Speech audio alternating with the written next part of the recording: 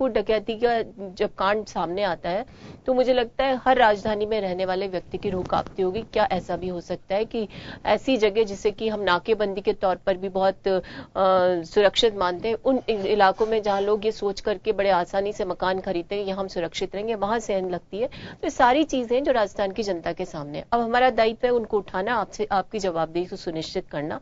तो हम जो ये कह रहे हैं 22 तारीख को प्रतिपक्ष जो है उसकी जो रणनीति है उसके काउंटर में वो तैयारी करेंगे, मुझे लगता है उन्हें तैयारी करनी चाहिए कि जनता के सामने वो एक अकाउंटेबल सरकार के रूप में प्रस्तुत हो। बजट भी ऐसा है जिससे कि उनकी नाकामयाबियां जो है उस पर कुछ जनता को राहत मिल सके। लेकिन अगर यही प्रश्न चलते रहे जैसे सदन के बाहर होता है कि कांग्रेस पर आक्षेप लगाना, कांग्रेस के प्रति अपने दुर्भावनाओं को व्यक्त करना और कांग्रेस द्वारा उठाए प्रश्नों को नगण्य समझना क्योंकि विपक्षी संख्या कम है, अगर ये प्रवृत्ति जारी रही तो मुझे लगता है लोकतांत्रिक मूल्यों की रक्षा होना असंभव सा प्रतीत होगा। चले विजय, दोनों तरफ से तैयारियां हैं और हालांकि कांग्रेस विधायक दल की बैठक कब होगी ये तय नहीं हुआ है, लेकिन मुझे लगता है कि 22 को इवनिंग में या 23 को हो ही जाएगी बैठक, क्योंकि उसमें को भी अपनी रणनीति तय करनी है। लेकिन ये लगता है कि क्योंकि एक तो बजट सत्र है और सरकार का ये सेकंड लास्ट बजट सत्र होगा, उसके बाद एक सत्र का और मौका मिलेगा। 3 साल कंप्लीट कर चुके हैं, चौथा बजट पेश करेगी वसुंधरा राजे। तो लगता है कि कुछ ऐसी स्थितियां हो सकती हैं कि प्रतिपक्ष भी अपनी ठीक से और मजबूत उपस्थिति दर्ज कराएगा और सरकार किसी भी अपने अगर फेलियर पॉइंट कुछ हैं अगर प्रतिपक्ष गिनाता है तो इतना दबाव या बचाव महसूस नहीं करेगा या चाहेगा भी नहीं कि ऐसे हालात बने। तो ये महत्वपूर्ण है, इसमें तो कोई संदेह नहीं है कि ये जो सत्र होगा। लेकिन तैयारी के लिहाज से अगर बात करें तो ऐसे कौन से इश्यूज हो सकते हैं कि जो वास्तव में जनता की वॉइस, क्योंकि जनता का प्रतिनिधित्व तो एमएलएज ही है वहां पे, तो ऐसा क्या लगता है आपको कि जो वास्तव में इन चीजों को उठाया जाना चाहिए? देखिए, जहां तक मुद्दों की बात है तो जनहित से जुड़े मुद्दे हैं, उन्हीं पर सदन में आवाज उठाई जानी चाहिए। और जहां तक जो कांग्रेस की बात की जाए तो कांग्रेस को कहीं ना कहीं इस बार भी पूरी तैयारी से है। कांग्रेस सदन में काफी महत्वपूर्ण सदन है ये बजट सत्र के लिहाज से भी, क्योंकि 3 साल का कार्यकाल भाजपा को हो चुका है। मुद्दों की बात करें तो कौन से मुद्दे हो सकते हैं? मुद्दों की अगर बात करें तो जो रोडवेज का मुद्दा फिर से गर्मा सकता है जो सदन में, और इसके अलावा जो फसल खराबे को लेकर अभी भी मुआवजा जो नहीं मिला, अभी भी जूझना पड़ रहा है। केंद्र से टीमें आ रही है, 3 बार टीम यहां पर आ चुकी है। आज भी एक दल आया हुआ है 9 सदस्यीय दल, और वो भी सर्वे के लिए 4 जिलों का सर्वे जो करने आया है। उस करीब 3,600 करोड़ रुपए की ये राशि है जो अभी तक नहीं मिली है। किसानों की दूसरी फसल भी कटने को आई है। तो इस तरह की जो मुद्दे हैं ये खासा जो सदन में चर्चा का विषय हो सकते हैं। हालांकि संख्या के आधार पर कांग्रेस को फिर भी जूझना पड़ सकता है। जी, एक बिजली का जो दरें बढ़ी थी पिछले दिनों और अभी हाल ही के अंदर 25 पैसे पर यूनिट एग्रीकल्चर कनेक्शनों पर भी बढ़ाया है, तो उस पे 2 मार्च को किसानों ने घेराव की बात भी कही है। विधानसभा भी हालांकि उस पर बैक नहीं हुए किसानों का, वो अभी भी स्टैंड कर रहा है। वो उनका मूवमेंट जो है कि 2 मार्च को विधानसभा का घेराव करेंगे। हो सकता है कि दूसरी पार्टियां उसमें सहयोग भी करें। तो ये बिजली का एक बड़ा विषय हो सकता है, क्योंकि हर बजट सत्र के दौरान सड़क, बिजली, पानी, कुछ ऐसे मुद्दे होते हैं जिन पे चर्चा भी होती है, क्योंकि जो अनुदान मांगों पे चर्चा होगी विभागवार, उसमें भी चर्चा होगी। लेकिन बिजली की जो बात है उसको लेकर के भी एक बड़ा इश्यू हो सकता है।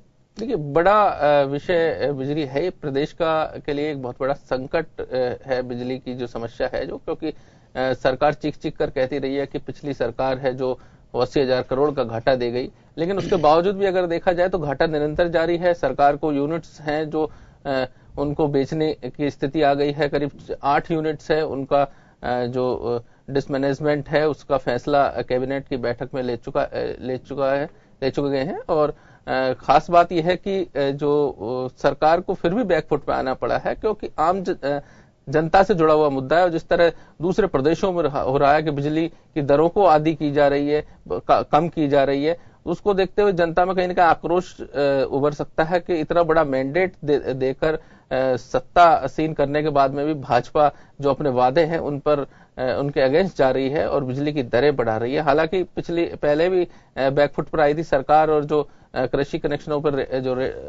जो दरें बढ़ाई थी उनको वापस लिया था। तो कुछ ऐसा संभव है विधायक दल की बैठक में चर्चा का विषय हो।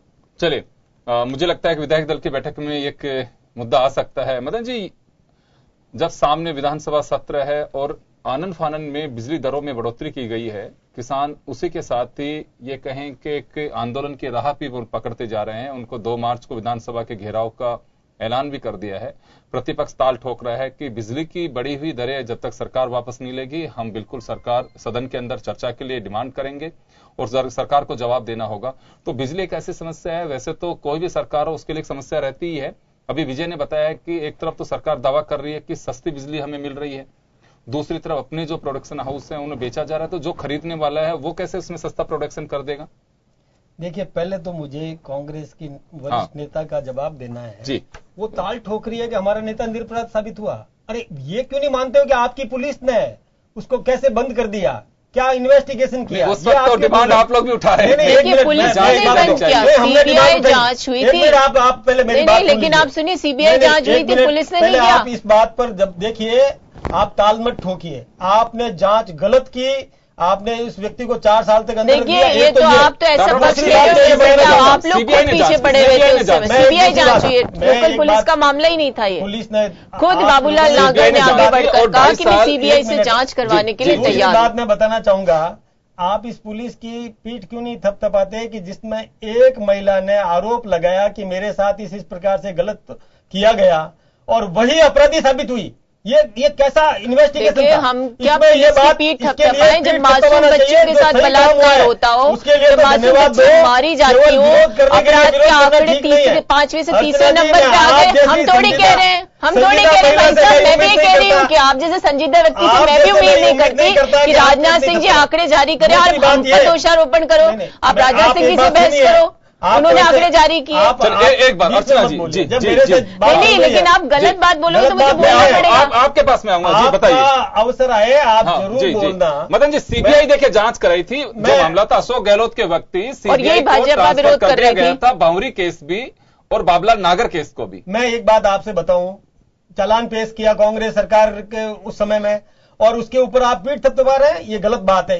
नहीं, हम क्या पीठ थपथपा रहे? किसी महिला ने आरोप लगाए तो ये कानून का प्रावधान है कि महिला पे आरोप लगे तो उसकी बात को सुना जाए, केस दर्ज किया जाए। अर्चना जी, आपको सुनने की मादा रखना चाहिए। नहीं, मादा ही आप गलत बात बोल रहे हो। ये मैं गलत नहीं बोल रहा हूँ, मैं बिल्कुल सही बात कह रहा हूँ। बताइए। बात ये है कि जैसे ये इस महिला वाला जो केस पुलिस ने खोला, ये कोई कम बात थी क्या कि वही स्वयं अपराधी साबित हुई? ये इन्वेस्टिगेशन किया है, ये इन्वेस्टिगेशन का काम है और सही काम हो रहा है। दूसरी बात मैं बताऊं, जैसे बिजली का विषय उठाया गया, ये बिजली की समस्या पैदा किसने की? इतना कर्जा हम पर किसने लादा? कांग्रेस राज के अंदर बिल्कुल ठप कर दी थी इस व्यवस्था को, जो कि मतलब संभल नहीं पा रही थी, समाप्त हो जाता। हमने तो 60,000 करोड़ का और उसमें सहयोग देकर के और बिजली को जिंदा रखने की कोशिश की है। कांग्रेस राज में 4-4 घंटे बिजली मिलती थी, हमने 6.5 घंटा किसानों को। गृह मंत्री क्यों रो रहे थे बैठक में? पहले विधायक बैठक में रोने लगे वो कि बिजली नहीं मिल रही, को भी बिजली नहीं उपलब्ध होती थी। हमने ये व्यवस्था करी कि आज 24 घंटा बिजली उपलब्ध हो रही है। ये कोई कम बात हो रही है? बता दो। बिल्कुल हो रही है, 24 घंटा बिजली मिल रही है। किसान आंदोलन क्यों कर रहे हैं? खुद ही बैठे रहो तो उसका तो कोई इलाज नहीं है। किसान आंदोलन क्यों कर रहे हैं? भारतीय मजदूर स्विच ऑन रखिए। हाँ, आप विचित्र सी बात। देखिए योगेंद्र जी, एक बार जी बोलिए। बात रखने का मौका ही नहीं। रखो आप सदन में भी इस प्रकार से हल्ला कर रहे हैं। नहीं, आप करो, आप बात रखो, हम जवाब दे तो आप भी शांत रहना। जवाब देने दीजिए। मैं जब जवाब दे रहा हूँ कि बिजली में हमने 15,000 करोड़ का कर्जा छोड़ा था, कांग्रेस ने 5 साल के अंदर और 1 लाख करोड़ का कर्जा हम पर छोड़ा है, तो हमने कैसे संभाला? ये बात झूठ नहीं है, ये बात सही है। आप बोलिए, मैं जवाब अलावा भी मैं आपको बताना चाहूंगा, हम बिजली दे रहे हैं और अभी जो बात आई कि किस प्रकार से टैरिफ बढ़ाई जा रही है, तो उसकी छानबीन चल रही है, उसको भी हमने संभाल लिया है। मुख्यमंत्री जी ने गंभीरता से लिया है, अधिकारियों को भेजा है कि उसको ठीक करिए, मंत्री को भेजा है जाकर के कि इसको संभालिए, ये किसानों पर किसी भी प्रकार का बोझ नहीं आना चाहिए। हम किसान के प्रति संवेदनशील है, हम जवाब दे रहे हैं, हम कोई ऐसे निरंकुश नहीं है, हम समझ रहे हैं कि लेकिन हमको व्यवस्था संभालना बहुत जरूरी है, बिजली उपलब्ध करवाना बहुत जरूरी है, बिजली सप्लाई करना बहुत जरूरी है, आम आदमी को अच्छी बिजली मिल सके, पूरी बिजली मिल सके समय पर। हमने व्यवस्था संभाला है, कांग्रेस की तरह हाथ ऊंचे करके खड़े नहीं रहे हम। देखिए योगेंद्र जी, इन्होंने इनके बीच में क्या चाह रहे थे मैं ना बोलूं, इन्होंने दो विरोधाभासी बातें कह दी। एक तो जब ये विपक्ष में थे तो बाबूलाल प्रकरण को लेकर के इन्होंने सड़कें भर दी थी, आंदोलन कर दिए, चिल्ला चिल्लाकर उस महिला के पक्ष में खड़े हो गए। तब हमने उनको कहा कि ठीक है, एक महिला ने आरोप लगाया, भारत के कानून में है ये प्रावधान, यदि महिला आरोप लगाती है तो उस प्रक्रिया को बिल्कुल बिना बाधित हुए उस व्यक्ति को हवाले करना होता है कानून के। वो हमने किया, खुद बाबूलाल नागर ने सीबीआई जांच की मांग करी, और सीबीआई पर अगर आपको संशय तो फिर उसका तो कोई इलाज नहीं। रही बात बिजली की, तो आप मुझे बताइए कि आपके जो ऊर्जा मंत्री हैं वो कहते हैं एक बयान में कि साहब हमारे पास तो सरप्लस बिजली उत्पादित हो रही है, लेकिन हमारा प्रोडक्शन महंगा है, इसे हम बाहर से खरीदेंगे, सारे पावर प्लांट्स को प्राइवेटाइजेशन करना पड़ा है, विद्युत विभाग इनके खिलाफ खड़ा है। अब आपके पास सरप्लस बिजली है तो मुझे बताइए क्यों किसान आंदोलन कर रहा है, क्यों गांव में बिजली नहीं मिलती तो हर बार आपके जो ये ना उनका घेराव किया जाता है। तो जोर से बोल देने से कोई ये नहीं होता कि आपकी बात का स्पष्टीकरण हो गया। रहे आंकड़ों की बात, तो यदि किसी महिला ने ये करा कि मेरे खिलाफ बलात्कार हो, उसको अगर पुलिस ने उसका खुलासा कर दिया तो पुलिस की पीठ थपथपाने में हमें गुरेज नहीं है, लेकिन उस पुलिस की क्या पीठ थपथपाई जाए जिस पुलिस के राज में, जिस भाजपा के राज में महिला एट्रोसिटीज के मामले मासूम बच्चियां रोज शिकार होती हैं। डेल्टा मेघवाल कांड की सीबीआई जांच नहीं कराने के लिए प्रक्रिया आपने अपना के चालान पेश कर दिया हो, तो ऐसा है कि आप अगर किसी चीज को स्वीकार नहीं करना चाहेंगे तो जनता नहीं समझती, ऐसा नहीं, विपक्ष का धर्म है, उसे उठाएंगे। बिजली के मामले आपने कहा 1 लाख करोड़ का कर्जा हम छोड़े, आप तो मुख्य सचेतक है, उप मुख्य सचेतक, आपको तो कम से कम दुरुस्त आंकड़ों के साथ आना चाहिए। आप लोगों ने जितना कर्जा छोड़ा, यदि उसका दुगना हमने किया तो आपने उसका 4 गुना करके छोड़ दिया। 60 करोड़ का आपने बेयर कर लिया उदय योजना में, पूरा घाटा जा रहा है बजट का, फिस्कल डेफिसिट 5.6 हो गया। कौन सी केंद्र सरकार आपको सहयोग दे रही है? बिजली की दरें बढ़ा दी आपने। आज किसानों ने आपके खिलाफ आंदोलन किया तो मुख्यमंत्री खुद सचेत होकर के भेज रहे ऊर्जा मंत्री को, लेकिन समस्या है ना तो बिजली निर्बाध रूप से मिलती है, ना उनकी दरें कम हुई। हमने तो किसानों को बिजली देने के लिए जो दरें नहीं बढ़ाने का वादा किया था, अक्षरशः उसे 5 साल तक निभाया। आपके राज में तो ना मुआवजा मिलता है, किसान बीज और खाद मांगता है तो लाठियां खाने को मिलती है, और खुद ये विजय जी ने बिल्कुल स्थिति स्पष्ट की, आपका केंद्रीय दल आ जाता है लेकिन मुआवजा नहीं मिलता। खरीफ फसल के लिए जो बीमा योजना की उसका प्रचार और प्रपंच तो बहुत रचा, लेकिन आपकी व्यवस्था कैसी है कि उसकी घोषणा की गई अंतिम तिथि से 4 दिन पहले, तो किसानों ने कहा आप कहां जाए कैसे लें, और डीमोनेटाइजेशन कमर तोड़ी, उसकी तो कहानी बयां की नहीं जा सकती। तो आपके खुद के गृह मंत्री जब मीटिंग में, जब डिस्कॉम के पदाधिकारियों के साथ या ऑफिसर्स के साथ मीटिंग होती है तो खुद इतने भावुक हो जाते हैं क्योंकि आंसू निकल पड़े, और उन्होंने कहा क्यों वीसीआर भरते हो बिना बिजली दिए, क्यों शोषण करते हो किसानों का। तो ये तो आपके लोगों का कहना है, हमारे उद्गार तो है नहीं। फिर ऐसी स्थिति होने के बाद आप फिर आरोप लगाते हो विपक्ष का धर्म है आपको बताना कि कितना निरंकुश प्रशासन आपके अधीन काम कर रहा है, कैसी आपकी कार्यप्रणाली है, कैसे इंप्लीमेंटेशन के फेलियर्स है। उसके बाद आप कहते हो कि आपने फलाने आदमी को अंदर भेजा, वो पाक साफ आ गए बाहर, तो आज आप उनके पक्ष में खड़े हो। जब आरोप लगे तो आप ही लोग उनके पीछे पड़े थे और आपने ऐसा माहौल क्रिएट किया था कि जैसे कांग्रेस के सारे विधायक, सारे मंत्री बलात्कारी हैं। तो आज जो ये दोगला चेहरा आपका सामने आता है ना, ये विस्मित करने वाली स्थिति उत्पन्न होती है। मेरा एक सवाल है आपसे यहाँ पे, सत्ता पक्ष का लगातार ये दावा है कि आम जन के अंदर एक विश्वास पैदा हुआ है पुलिस के प्रति, सरकार के प्रति। यही वजह है कि जो ब्लैकमेलिंग केसेस जो सामने आ रहे हैं कि जो पीड़ित हैं वो पुलिस पे भरोसा करके आगे जा रहे हैं। तो पहले चाहे पुलिस का फेस कोई सा भी रहा हो, लेकिन ये एक राठौर साहब भी दावा कर रहे हैं, कुछ ऐसा है कि इस पूरी स्ट्रेटेजी के पीछे कि लोग आगे बढ़ करके आ रहे हैं, तो ये विश्वास किया जा सकता है? देखिए, इस बात पर तो विश्वास नहीं किया जा सकता। हालांकि फिगर्स की जो बात अभी अर्चना जी कह रही थी, फिगर्स जरूर आकर्षित करने वाले जो पिछले सदन में दिखाए थे गृह मंत्री गुलाब चंद कटारिया ने, और निश्चित तौर पर जो उन्होंने सदन में पहले भी बोला और सदन के बाहर भी बोला है कि, और झुंझलाकर भी बोला है कि वे पूरी तरह से इस पर अंकुश नहीं लगा सकते, क्राइम पर कोई गारंटी नहीं दे सकते, जादू की छड़ी नहीं, कोई जादू की छड़ी नहीं है उनके पास कि वे क्राइम को बंद कर देंगे प्रदेश नहीं। मैं दूसरी बात कर रहा हूं, पीड़ित जो निकल करके आ रहे हैं, खासकर जो अभी ब्लैकमेलिंग केसेस जो सामने आ रहे हैं, उसको लेकर के सत्ता पक्ष का यह दावा है कि लोगों में पुलिस के प्रति निष्पक्ष जांच का एक विश्वास हुआ है, इसी वजह से लोग निकल के आ रहे हैं। वर्षों से नहीं तो ये एक लंबी फहरिस्त है कि लोग ब्लैकमेलिंग का शिकार हो रहे थे और अंदर घुटे जा रहे थे। पुलिस के हो सकता है कि वो चेहरे हैं वो साइडलाइन किए गए हो, अच्छे ईमानदार ऑफिसर्स को लगाया गया हो। यह सरकार का दावा है कि ये एक आदमी कोई आम जन है या पीड़ित है, उसमें एक विश्वास पैदा हुआ है कि मुझे न्याय मिल सकता है। यही एक वजह है कि लोग पीड़ित जो है वो आ रहे हैं अभी इस वक्त। देखिए, ये इस बात पर विश्वास करना सही नहीं है। अगर जो ये घटनाओं की बात की जाए तो निश्चित तौर पर जैसे जैसे तकनीक बढ़ी है वैसे वैसे क्राइम भी बढ़ा है, और जिस तरह जो वकीलों ने धीरे धीरे जो उनको काम मिलना कम हो गया तो वो अपनी जो वकालत की जो अनुभव है उसको गलत तरीके से उसका इस्तेमाल करने लगे। नहीं तो पीड़ित पक्ष जो है जो इस गैंग के शिकार में हैं, उन लोगों को तो एक विश्वास पैदा हुआ है कि हमें पुलिस के पास जाना चाहिए। अब बिल्कुल निश्चित तौर पर वो तो कहीं ना कहीं इस एक संवाद की जरूरत है पुलिस को और आमजन को, और अगर ऐसा हुआ है तो और भी ज्यादा सरकार को आगे आना चाहिए और इस तरह के कुछ जो सोशल एक्टिविटीज भी करनी चाहिए ताकि जनता को और भी ज्यादा विश्वास हो और जो इस तरह की जो घटनाएं हैं उन पर अंकुश लग सके। जी देखिए, ये बात बिल्कुल सही है कि जो पुलिस का मोटो है कि अपराधियों में भय, आम जन में विश्वास, तो आम जन में विश्वास बढ़ा है। इसमें मैं पुलिस को धन्यवाद देना चाहूंगा और हमारे जो शासन जो चला रहे हैं गृह मंत्री जी और पूरी टीम, मुख्यमंत्री जी सहित, उनको भी बहुत बहुत धन्यवाद देना चाहूंगा कि उन्होंने आम जन में ये विश्वास दिलाने की कोशिश की है और ये साबित भी हुआ है कि हमने न्याय करने की पूरी चेष्टा की है। पुलिस ने भी कई केस खोले हैं, ऐसे ऐसे केस खोले जो ब्लाइंड मर्डर जैसे केस थे, गंभीर अपराध थे, उनको भी पुलिस ने खोला है। तो इसके लिए तो निश्चित रूप से इनको धन्यवाद दिया जाना चाहिए। दूसरी बात ये देखिए कि पहले लोग घुट के रह जाते थे, बोलते नहीं थे, बाहर आते नहीं थे, क्योंकि वहां शोषण होता था उनका। बाहर आते ही कांग्रेस उसको आम जन में विश्वास कायम नहीं कर पाई। हमने ये विश्वास कायम किया कि आम जन खुल करके आ रहा है कि हमारे साथ में इस प्रकार की और मतलब कार्यवाही, मतलब व्यवहार हमारे साथ में किया जा रहा है। तो ये तो हमारी उपलब्धि है। दूसरी बात मैं एक और बताना चाहूंगा कि देखिए, पुलिस के पास में साधन बड़े हैं, हमने बढ़ाए हैं। ये जैसे अभी कह रहे थे कि जब पुलिस ने नई तकनीकी अपनाई है तो हमने प्रशिक्षण दिया उनके, हमने प्रशिक्षण केंद्र खोले हैं उनको नई तकनीकी और किस प्रकार से अभी जो क्राइम हो रहे हैं उसके प्रति हमने उनको ताकतवर बनाया है, पुलिस तंत्र को ताकतवर बनाया, तब जाकर के अपराध खुल पा रहे हैं। इनको तो केवल आनंद पाल ही दिखता है और कुछ दिखता नहीं है। और ये सारी गैंग पकड़ी गई, सारे लोग पकड़े गए, लेकिन कुख्यात अपराधी तो नहीं पकड़ा ना। मैं सोचता हूं कि मुझे तो ये भी और मैं संदेह है कि कहीं इन्हीं लोगों ने उसको कहीं बिठा करके तो नहीं रखा हुआ है। अब आप इतने गंभीर व्यक्ति होकर कितने हल्का बयान दे रहे हो। लोग तो ये भी कह रहे हैं कि धौलपुर के राजमहल में हम ऐसे बयान नहीं देते आपके प्रति। लोग ये कहते हैं कि वसुंधरा जी का एजेंट था वो इलेक्शन, हम लेकिन इन चीजों को तो पुलिस से नहीं देते क्योंकि हम गंभीर लोग हैं। आप इतना हल्का बयान दे रहे हो, आप विधायक भी हो, वरिष्ठ विधायक भी हो, मुख्य सचिव हो, कितना हल्का बयान आप दे रहे हो। अगर आपको लगता है हमने छुपाए तो ढूंढ लो।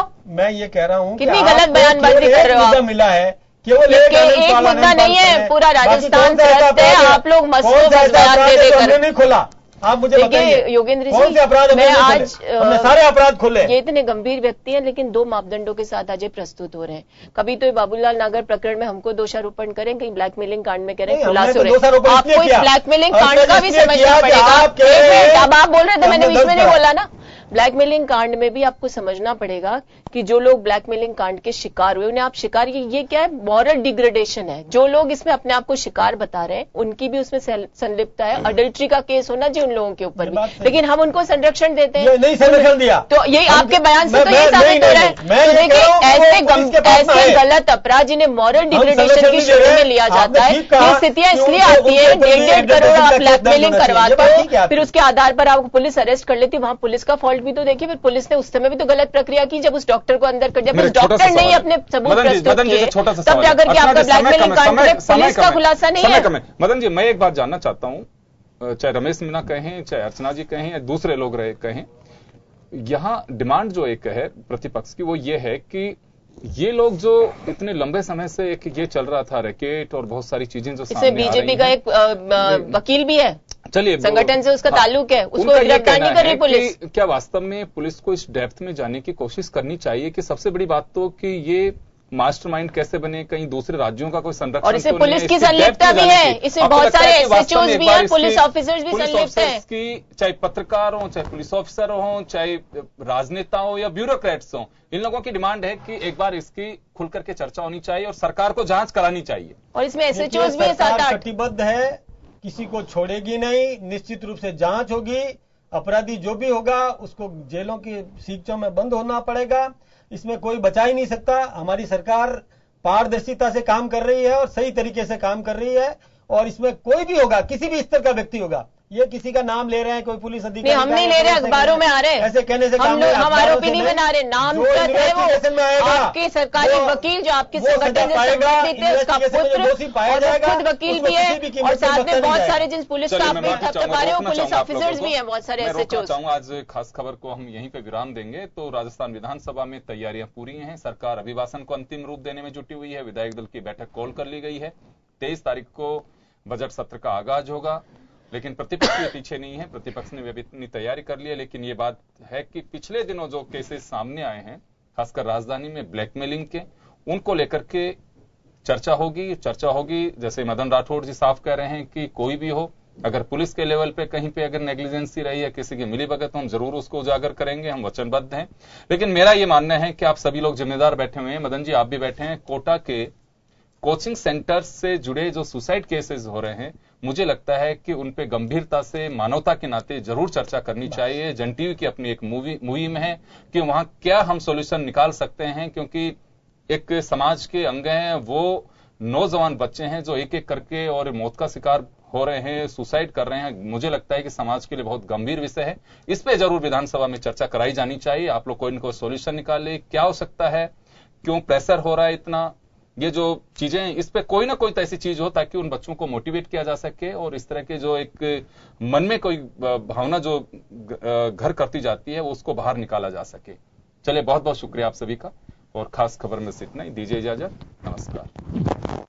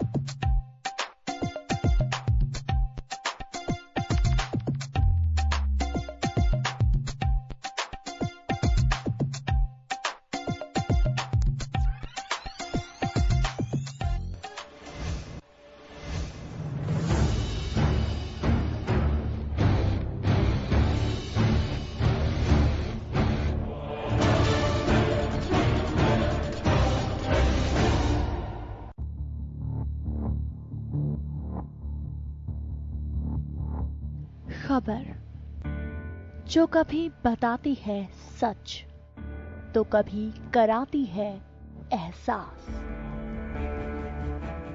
खबर जो है कुछ खास।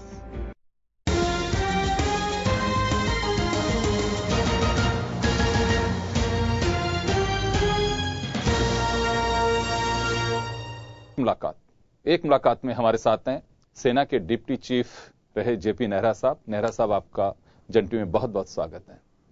धन्यवाद योगेंद्र जी। नेहरा साहब, आप को सेना में वो गौरव हासिल हुआ कि जिसके लिए लोगों की एक इच्छा होती है। और ये कहें कि सेना को देखते ही लोगों की रगों में खून भी दौड़ता है। आपको ऑपरेशनल यूनिट का चीफ रहने का भी मौका मिला, असम में भी आपने सेवाएं दी, यूएन में भी सेवाएं दी हैं और डिप्टी चीफ तक आप पहुंचे। और मैं तो कहूंगा कि राजस्थान की धरती भी इससे गौरवान्वित है कि आप राजस्थान के ही रहने वाले हैं। कैसा एक्सपीरियंस रहा आपका पूरा? मैं समझता हूं कि मैं बड़ा भाग्यशाली रहा और इसमें मेरी मातृभूमि राजस्थान के लोगों की जो शुभकामनाएं हैं वो सबसे ज़्यादा महत्वपूर्ण रही। मेहनत तो सभी करते हैं, हमने भी अपना काम ईमानदारी से किया और जहाँ जहाँ भी सेना ने तैनात किया वहाँ गए, अपना ईमानदारी से काम किया और फल भगवान ने दिया। पूरे इसमें देखें आपका जो टाइम रहा उसमें सबसे ज्यादा चैलेंजिंग जो टाइम रहा वो कौन सा रहा? कोई एक पीरियड को सिंगल आउट करना थोड़ा मुश्किल है।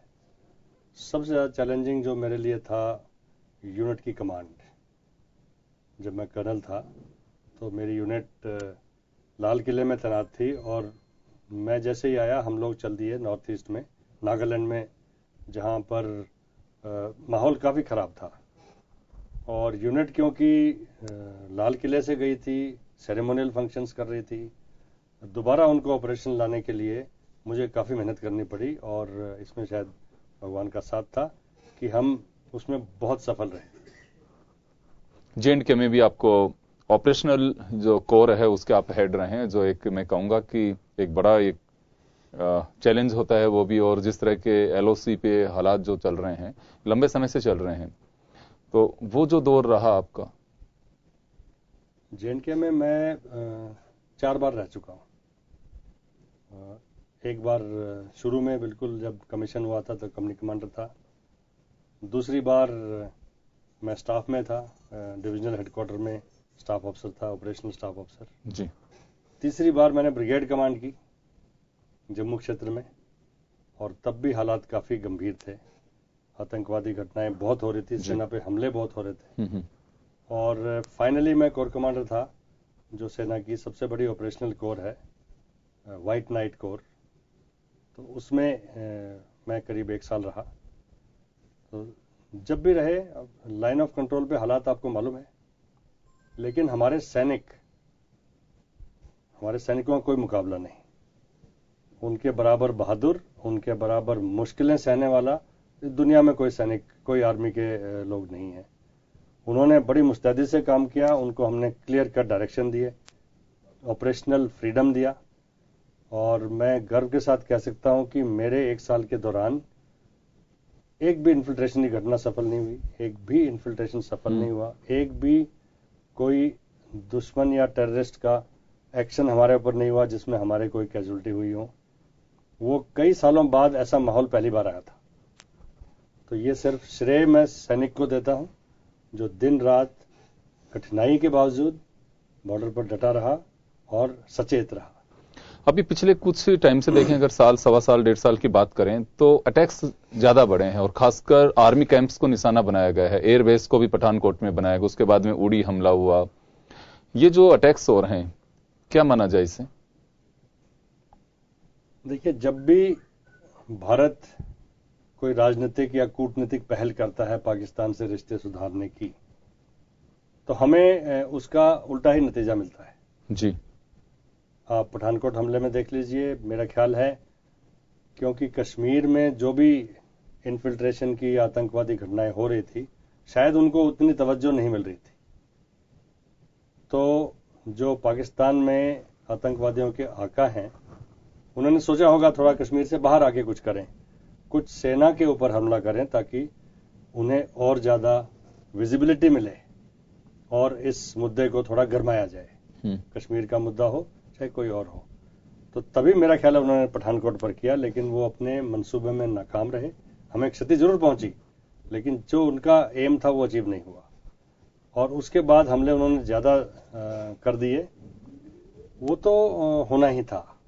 हमने उड़ी हमले के बाद सर्जिकल स्ट्राइक की। जी, लेकिन लग रहा था कि सर्जिकल स्ट्राइक के बाद में शायद पाकिस्तान इससे कुछ सबक लेगा। अब एक देश को सबक सिखाना है, इतना आसान नहीं होता।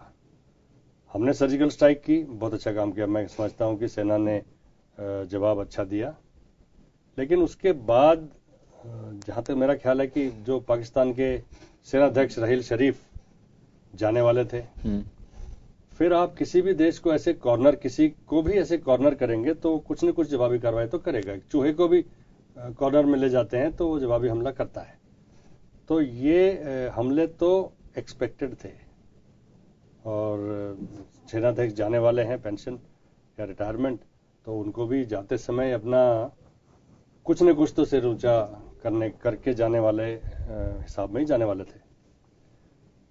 दूसरा, मैं जहां तक समझता हूं कि हमने जो सर्जिकल स्ट्राइक के बाद जो राजनीतिकरण किया इसका सभी पार्टियों ने, उसके नतीजे गलत हुए।